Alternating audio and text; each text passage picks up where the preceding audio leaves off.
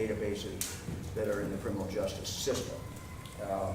The fact is that databases obviously are only as good as the information that is put in, how accurate that information is, and whether or not the information is put in at all.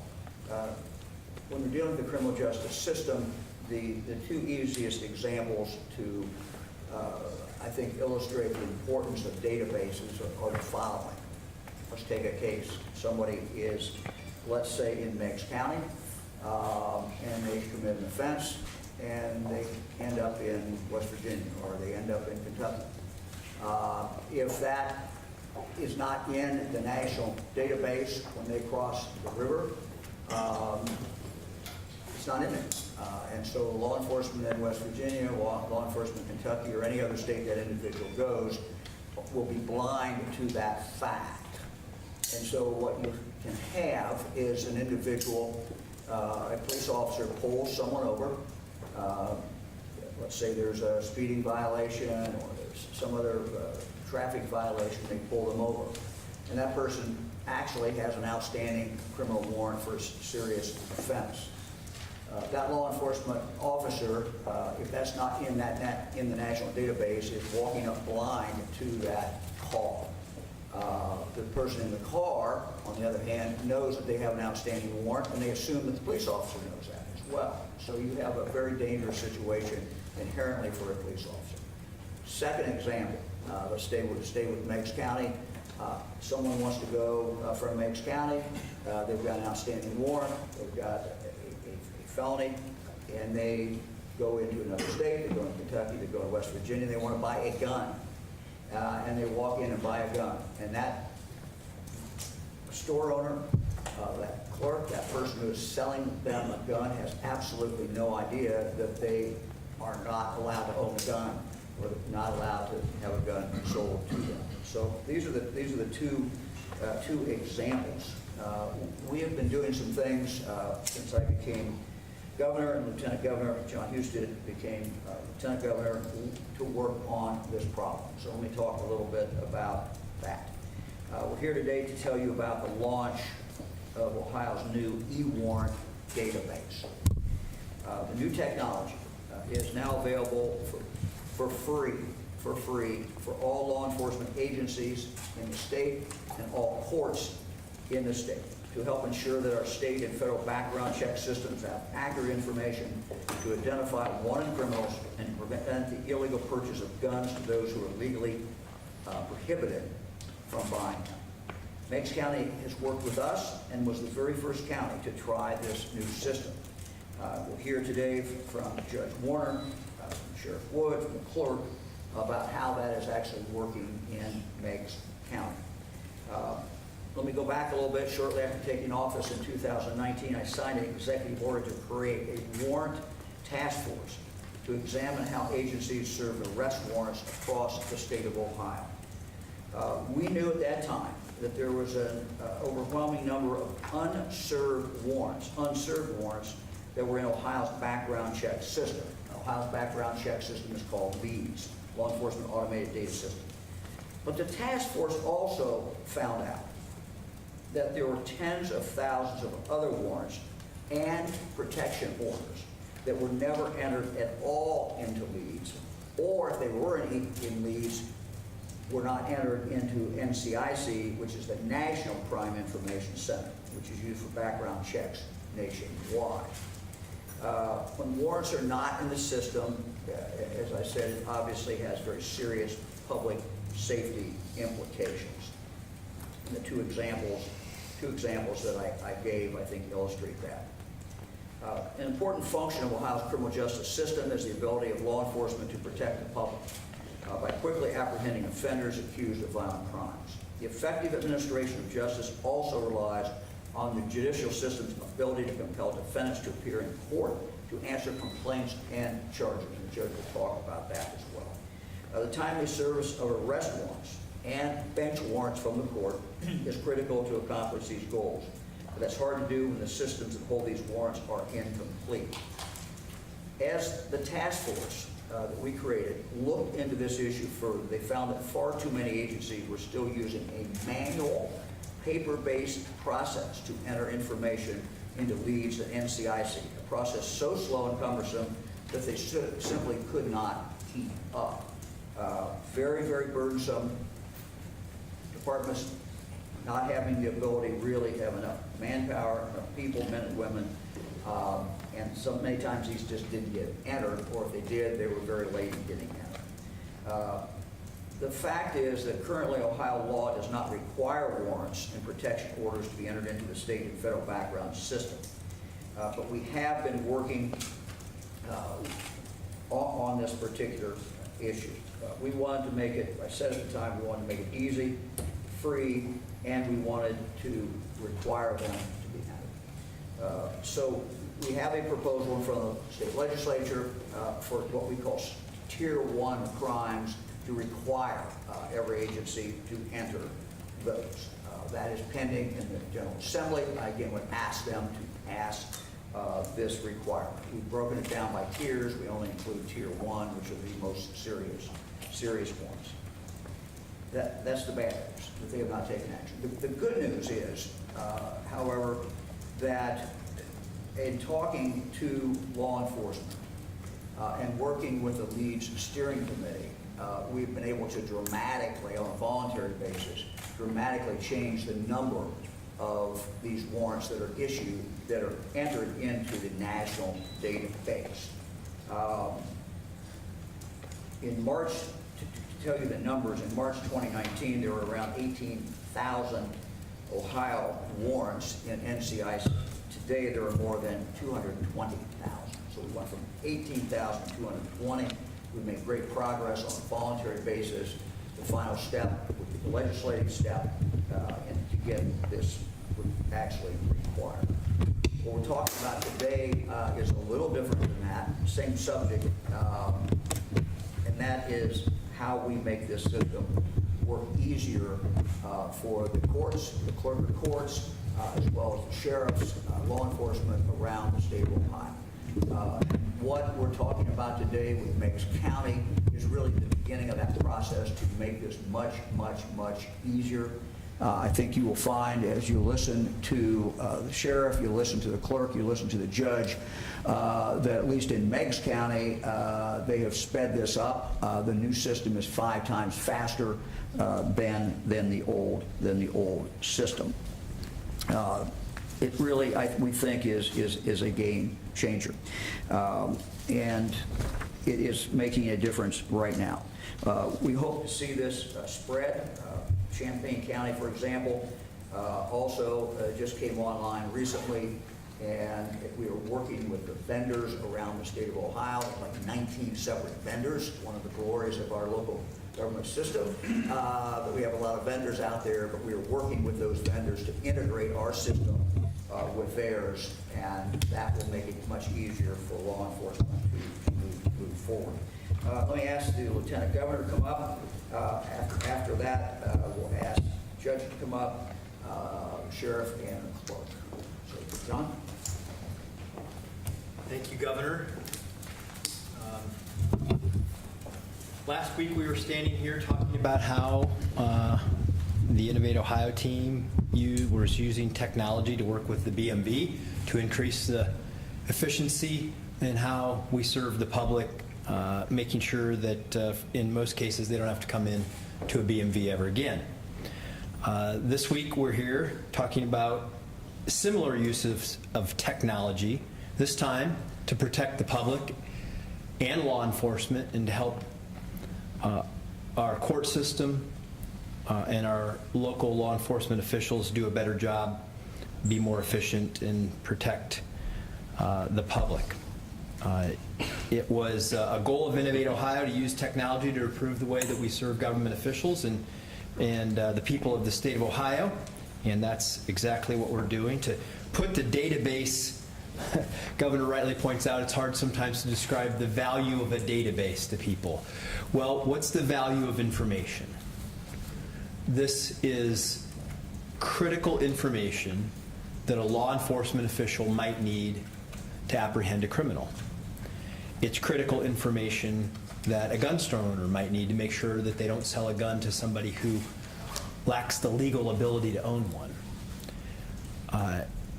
This is why the information matters. This is why this technology is important. The governor tasked Innovate Ohio in helping with the e-warrant project because the team there understands data and databases and how they work best.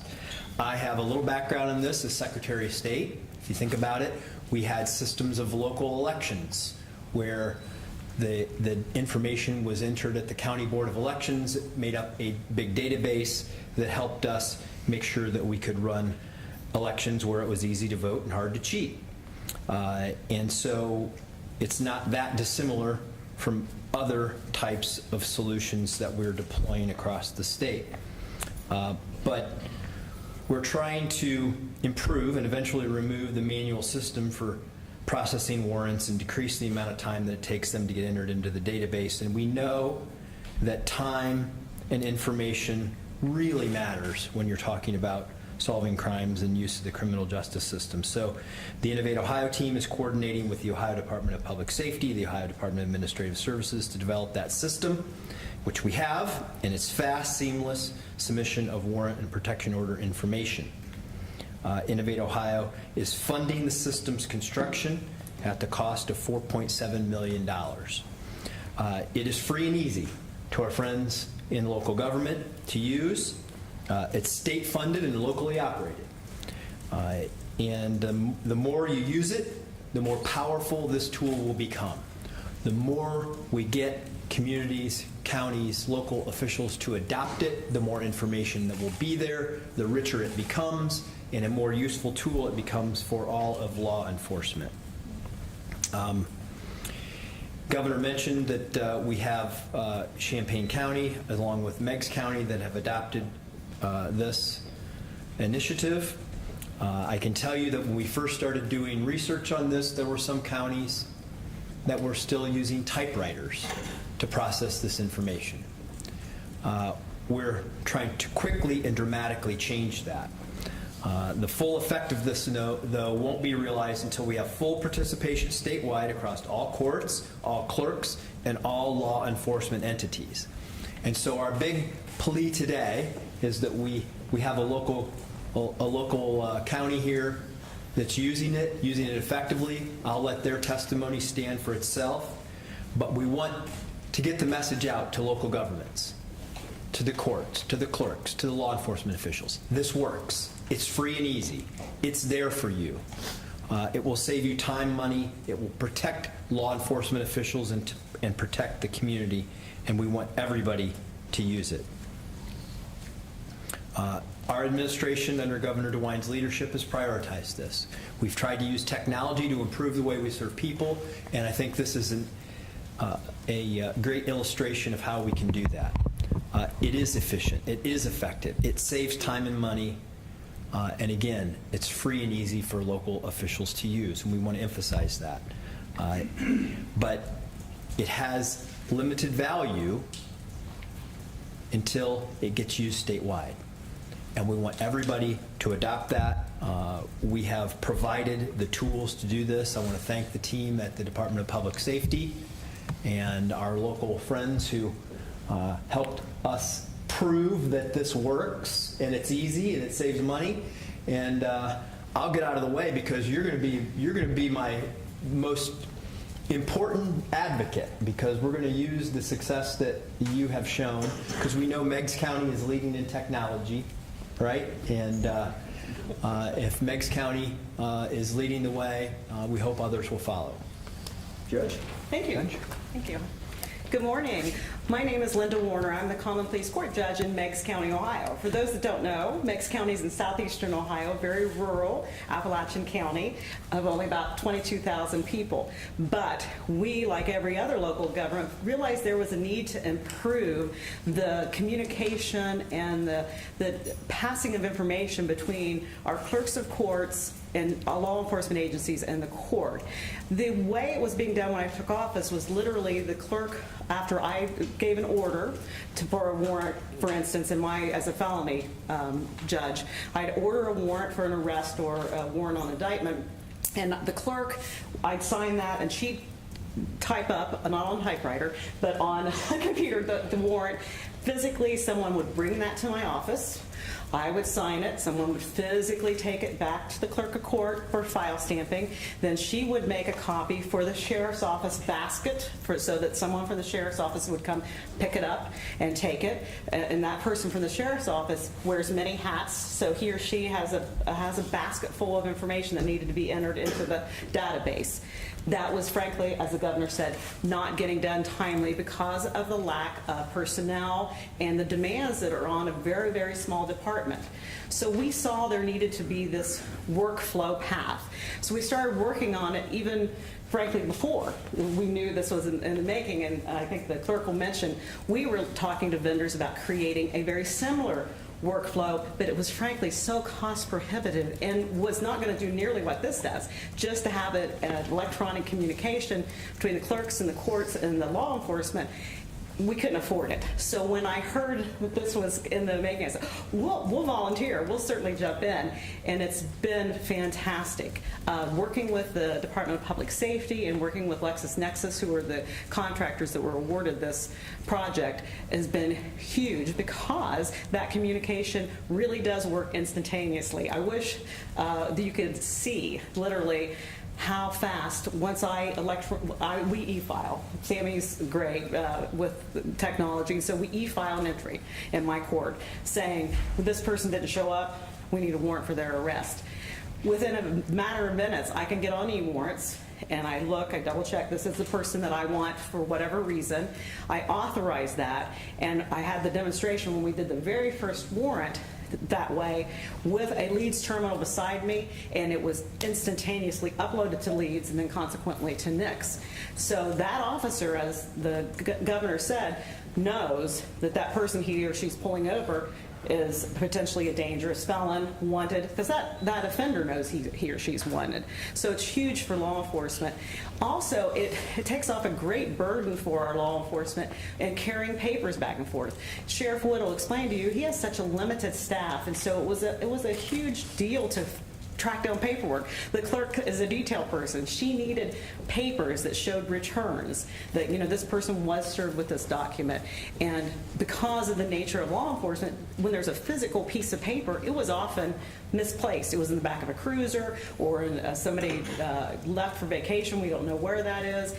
This takes away all those kind of real human things that were holding us back, frankly.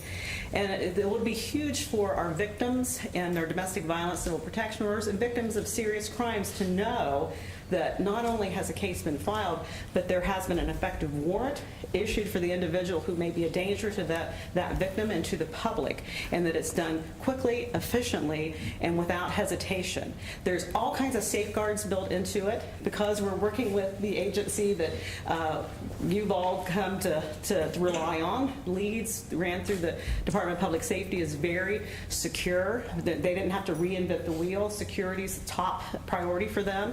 They work with LexisNexis to make sure that nothing can be entered into that database unless every appropriate box is first filled out. There's nothing haphazard about it. It's very organized, it's very secure, so that you don't have warrants out there for people that shouldn't have them. You don't have disqualifying factors for those that should be allowed to get firearms, but by the same token, you immediately know if that person is firearms disabled if they go to a store. You don't wait till a week later when it happens to be put into the database. For the safety of those domestic violence victims and for the safety of the community, that is huge. And it's very, very effective and efficient, and they've been great to work with. I hope that all the counties will jump on board because I can't say enough good about it. Our officers have been wonderful to jump in.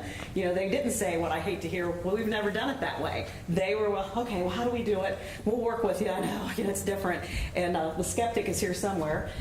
We had a skeptic here, and she said, oh, that'll never work. It's just too complicated, the way they do it, the way they've always done it. But now she's a big advocate, so I think that speaks volumes because she's out in the field actually doing the work of law enforcement and sees that as a benefit for them. And I'll entertain any questions later. Thanks, Jeff. Thanks. Sheriff? Good morning, everybody. Sheriff Wood from Meigs County. I kind of concur with everything that's been said up here, except I've been around in this law enforcement business for 45 years.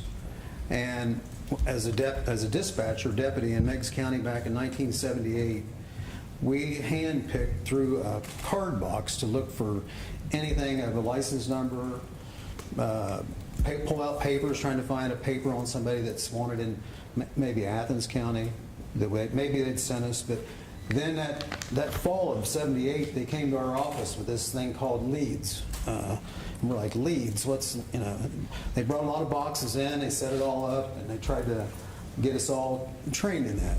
And I look to what we're doing today from that many years ago. This is like we hit the top level of where we need to be for the protection of this communities, or our communities, and every community across the country. I appreciate today that the governor and lieutenant governor and director Stickrath invite us up here. This is quite an honor for us. We are a small community, but this is something that I was never skeptical about, because I believe in one thing: roll your sleeves up, leave your egos outside a door, sit down and try to fix something. And that's what needs to be done with this. All the agencies across this state need to sit down, do those things, roll your sleeves up, sit down and figure out how this is going to work for you, because it is a system that is going to make it better for background checks. That's important. We all know that. Traffic stops that officers walk up to a car unknown what's going to happen, maybe just a little piece of information that would have never been there before. And we want to make sure that the people that's getting their hands on these guns or firearms, that's buying them, that there's not something slipping through a crack there that could have been taken care of by this. And I think this program and this database will get better. I think as time goes on, I think there's going to be things that's going to get included in this. Director Stickrath and I talked about that a little bit, was, about with mental health issues that goes on, how can we integrate that into knowing who's out there that we need to kind of keep an eye on. And we have to. I mean, we've seen here recently how tragic everything is that we're seeing across this country. So we all have to get better.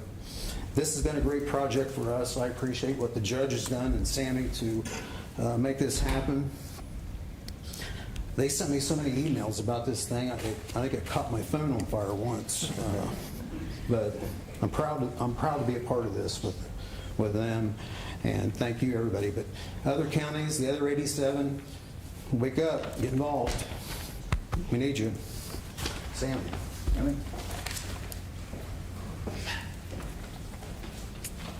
I'm Sammy Mugridge. I'm the Clerk of Courts for Meigs County. It's been very exciting to be the first county to go live with e-warrants. We thank you for the opportunity, as well as the eagerness for Judge Warner and everyone else to jump on board. I want to give a special thanks to my staff, who was very willing to jump in head first with me on this. Also, the people of LexisNexis, Department of Public Safety, and the rest of the crew have been great to work with and very supportive. First of all, as the Lieutenant Governor said, free.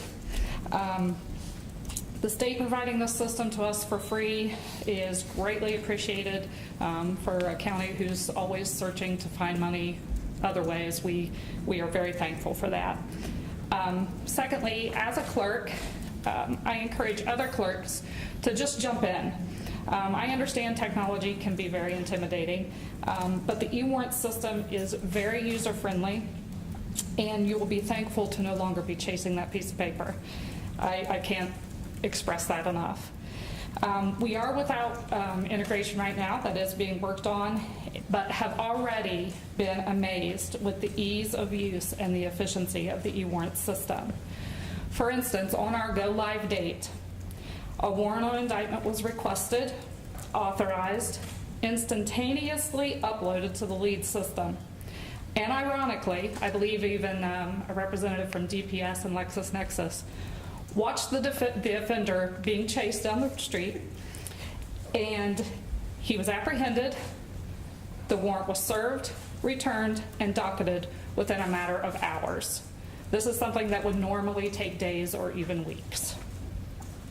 Lastly, we are pleased with the fluidity of the workflow and how it has greatly simplified our communication between our offices. Timing is everything, as they've mentioned before. Like everything else in today's world, this system puts warrants, returns, and other vital information at our fingertips, and we thank you. Okay. Questions? What's the hesitancy among lawmakers to make this mandatory? I don't know. You know, we've accomplished a lot. We now have this system that we're rolling out across the state, so it's going to make it a lot easier. So that's an accomplishment that we could do ourselves. Talking with local law enforcement, talking with the Leads Committee, we were able to get the great bulk of the serious offenses in the database. So that's been a great accomplishment. That's something we didn't have to have legislative action to take. But the final part is we know that there are some Tier 1 offenses that are not being put in. And just making sure that every Tier 1 offense, and we were careful, frankly, how we did that. I had it here a moment ago somewhere. We were very careful how we did that. We've only put in the ones that were the most serious, and called them the Tier 1. So again, this is kind of a little bit more action that needs to be taken by the legislature. That's the part I can't do. I can do the rest. Can't do that. Need for that to happen. What percentage of agencies or counties are participating in the e-warrant system right now? We just started. It is complicated by the fact that out of 88 counties, there are, I believe, 19, is that correct? Yes. 19 separate vendors that they already have on board that are running whatever system they have. So we have to be able to make our system compatible with those 19. So that is what is really slowing us up. So today we're asking, all the counties, push forward, have a desire to do this. We are in the process now of working with the 19. Karen, you want to add anything to that? Sure. It's Karen Huey, Assistant Director for the Ohio Department of Public Safety. The system is built and it's ready to go. So if someone wants to use the e-warrant system like the judge is using for bench warrants, it is ready to go. A lot of the counties want us to integrate with their vendors. They've invested in their vendors, their case management systems. So we've already begun work with those vendors in development, and we hope to have many of them on the fall. We picked the vendors with the very large footprints across Ohio, so that have a lot of the agencies. So we're hoping to see a lot of momentum pick up. And add to that two things. That we will pay for the vendor integration, so this is going to be free, so cost is not a reason to do it. And as you heard from the Meigs County folks, there's an incentive. Not only is it free, but it makes 5 times as efficient. Used to take 1 hour, now you can do 5 times that work in 1 hour with this system just in Meigs County. So there is an efficiency that you get from it because you're going to be doing this work anyway. It's just using the database to make it more robust and integrate it with other places so that the county over knows that there is a warrant for somebody's arrest, that the person who's doing the next background check for a gun will know that this person has a protection order that's been filed against them, so it just is. There's no reason not to do it. Let me just add something from kind of the big picture. And I made a reference earlier. We love our local government system. We're not going to change that system. But what has happened, not just in this area, but in other areas, a county will get a vendor to do something, and then another county will get another vendor to do something. So when we come in and try to say, look, we need an integrated system. We need something that's easy. We'll pay for everything, but we gotta integrate. It's not like you're starting over. You've got situations where these counties are already invested in 19 different vendors. And so getting that integration, I'm not a tech person at all, but one of the more frustrating things is to watch how slow it is to get integration between a new system and an old system. And so we're pushing them, we're paying for it, as John says. We want to get it done, and it can't happen soon enough. Governor. How long does it take to set up and train on this system? And what is your goal for having this adopted statewide? Yeah, as far as the goal, look, we're moving forward. The only thing we need is county willing to do it, judge willing to do it, sheriff willing to do it, and integration with the vendor. So, I mean, those are the two things, the two variables that we have to have. And we pay for the training as We well. pay for all of it. Yeah, and the training was easy because they were so flexible. The folks from LexisNexis would give multitude of dates and times so that different shifts and different vacation people could be trained at a central location. And the training was fast. I mean, it probably didn't take more than a half hour. It is very user-friendly. Anybody that hesitates because they're not tech savvy or they're intimidated all by technology, I would say that anybody that can use a smartphone, social media, or text could easily use it because it's very intuitive. So the training doesn't take a lot, and it's hugely appreciated because it's free. A county like ours, as I said, would never be able to afford it on our own. So we have to join with a larger base like this to make it work. But the training was simple. Governor, two things. The Fraternal Order of Police has been begging for help, especially in regards to the signing of bills that would loosen gun laws. Some have told me that, though this is good, we're focusing on the wrong issues here. What's the question? I'm sorry. The question is, what is your response to that, and do you feel like we're focusing on the wrong issues? Well, look, we have in front of the legislature, several different proposals that we know will focus on violent repeat offenders. And the one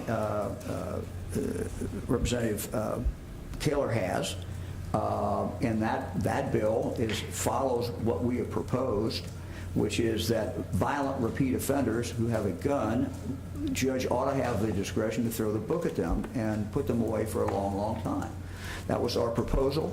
I'm hoping the General Assembly this year will pass it. It's a bill that will make a big difference, and it's a bill that has been asked for by police officers in city after city across the state. Governor, can I add to that? I've talked to many officers about this. This is exactly what they would like to see, is them having access to information to keep them safe when they walk up to a car, when they apprehend somebody. They know who they're dealing with if they have good information. This is exactly what many officers have asked us to do. And let me say something else. As we mourn these mass shootings, and as we see families interviewed, the horrible, horrible tragedy that is, we also need to keep in mind that during that same period of time, if you go across this country, there were many, many other families that are mourning their loved ones because they were killed by violent repeat offenders. And those numbers, those for some reason don't make the headlines. They don't get on CNN, they don't get on Fox, but they're occurring every single day. And we have the ability in Ohio, not to stop all of them, but we have the ability in Ohio to reduce those numbers, and we need to do it. Governor, is there anything you can do with what you're waiting from the legislature on the database? Is there anything you could do through an executive order, given the importance of getting this database up? No. No. Let me make sure I didn't explain it carefully. We're not waiting for the legislature to get this database up and running. This is a tech issue that the 19 vendors, we have to work with the 19 vendors. We're paying for everything, but we still have to work with them, and we have to have the counties that are willing to do it. So there's nothing we're waiting for from the legislature on that. The only thing we're waiting for the legislature when you deal with this issue is the list that we created, which we call Tier 1, which is the most serious offenses. There is no requirement in law now that anything has to be entered. We think there should be uniformity across the state. And if someone is charged with rape, if someone is charged with aggravated robbery, and on and on and on, the list is about that long, but it's not everything, that should have to be entered, whether it occurs in north, south, east, or west. And the only way we can change that to require that to be entered is for the legislature to pass a law and for me to sign it. That's the only thing that's left. Can I add one thing to I that? mean, we're 80% of the way, but we don't have the 20. So our goal was to make it free, easy, and mandatory. We've accomplished the first two goals. It's free and easy, and it works. and it works well.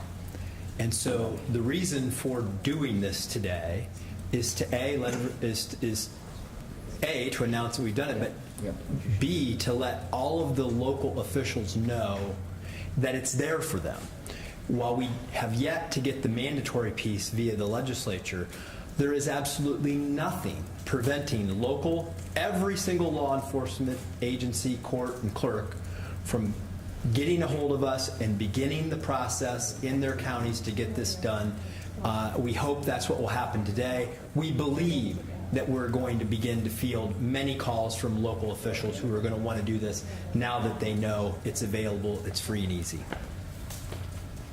Governor, I'd like to say one thing, to that, I'm sorry. Sure. Regarding waiting and how we put this together was very easy for us because it is cost related, but me as a law enforcement officer for years, we're always walking up to something, we don't know what's going on. If we can get an extra edge on something, just a split second, that's crucial to my people that work for me and everybody, troopers and officers across this state. We have to have an extra edge that we got. I truly believe this is going to give capability to law enforcement that knows more about somebody even when we go up there. Not invading on privacies, but and knowing that they have a history. And that's going to benefit the gun sale, that's going to prevent a lot of things. I think that we have to look at this beyond politics. It should be a bipartisan thing that goes forward, that everybody wants this done. And I think you could ask most people across the state, and they would be in favor of this. And everybody likes free. I mean, but It's helpful. But the governor has worked with my office many times on different stuff, and I'm with the director here at Public Safety, very impressed of how they've helped us, many ways.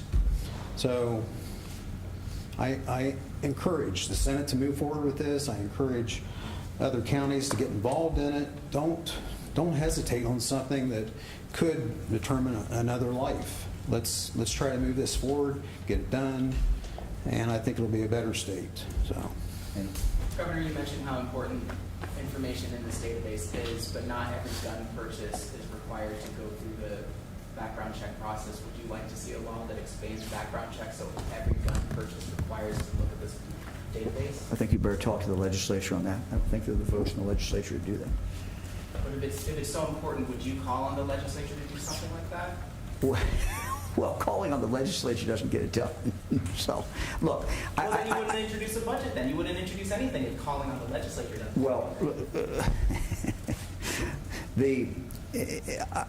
what we have tried to focus on is what we can control. And what we control is making sure that the information is going in is accurate and good information. That's what we can do. That's what I can control as the governor. Governor, could you respond to the death of Jalen Walker in Akron, and then kind of a follow-up? Why haven't police reforms moved in the Ohio legislature? Yeah, first of all, everyone, I think, feels for his family. It's a great tragedy. I put faith in the system. The Attorney General's office is doing the investigation. That investigation is continuing. I also want to thank the family for their very early comments asking for demonstrations to be peaceful and not have more violence. Again, our hearts go out to the family, and this is a process that the Attorney General's office is going through and doing this investigation. I think it is, this is the process that we envision, that there would be a separate entity, a separate agency that would be doing the investigation. I think that helps people feel better about it, and it's the appearance of an impartial examination of this is very, very important.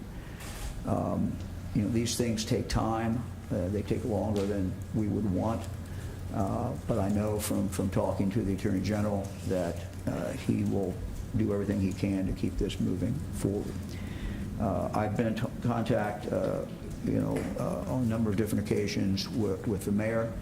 Tom Stickrath, heads up public safety, has also been in contact with the police department. Our highway patrol has also been working with the Akron Police Department.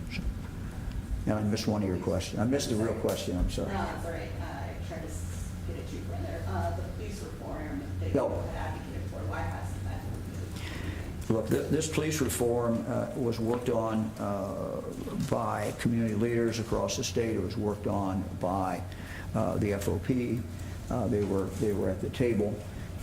It is a reasonable proposal. The things that are in this bill are long past due. They have to do with accountability. They have to do with treating the profession of being a police officer as what it is, which is a profession. And so, just like other professions, like nursing, like being a doctor, there is potential statewide. We should treat this really like a license, and information can go into a central location. There can be a governing body to make decisions if there's a real problem with a police officer. All these things, I think, are not controversial. And again, I would call on the legislature to get this passed. It's time. It's time to move forward. We have time for 2 more questions. So President Biden is in Cleveland today, and I was wondering, he's going to be talking about inflation. Do you think that he is doing enough to combat that? And if not, what do you think we should be doing? Well, I think we'll wait until see what the president says today. We always welcome any president to Ohio, Republican or Democrat, and we welcome the president to Ohio. We'll see what he has to say. Governor, would you like to see Ohio expand the use of safety protection orders? And doing so, it seems like this new warrant system would be ready for the filing of those protection Well, orders. we have proposed a system that is not a red flag system because it's different.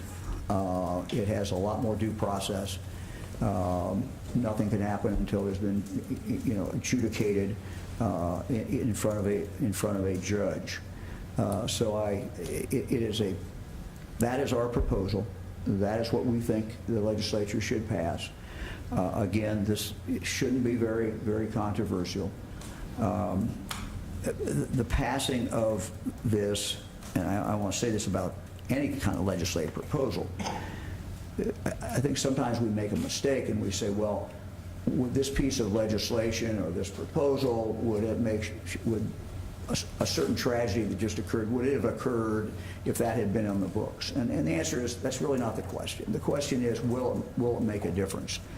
And I think that the vast majority of Ohioans would agree that information about someone that is relevant to whether or not they are a danger to themselves and whether they are a danger to the public is relevant to whether or not they can walk in and buy a gun.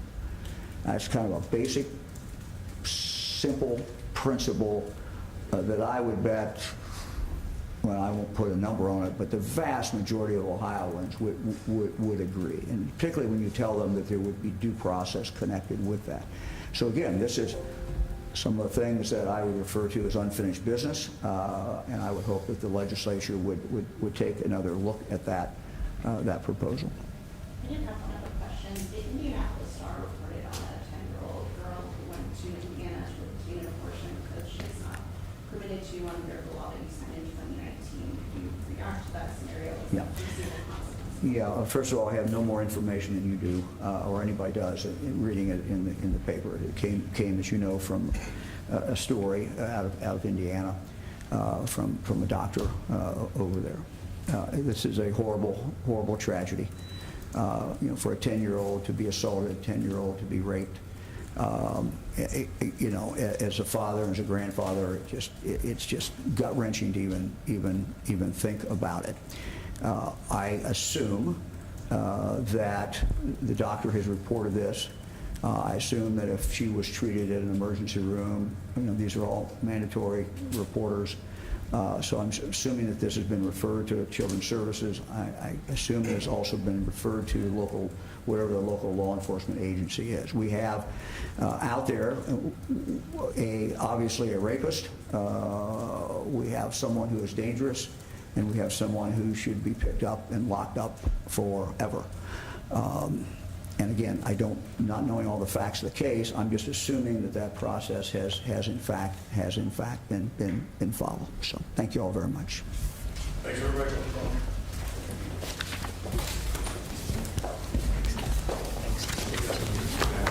Pushing forward. Yeah, no, we are, we're doing that. Got to get it done.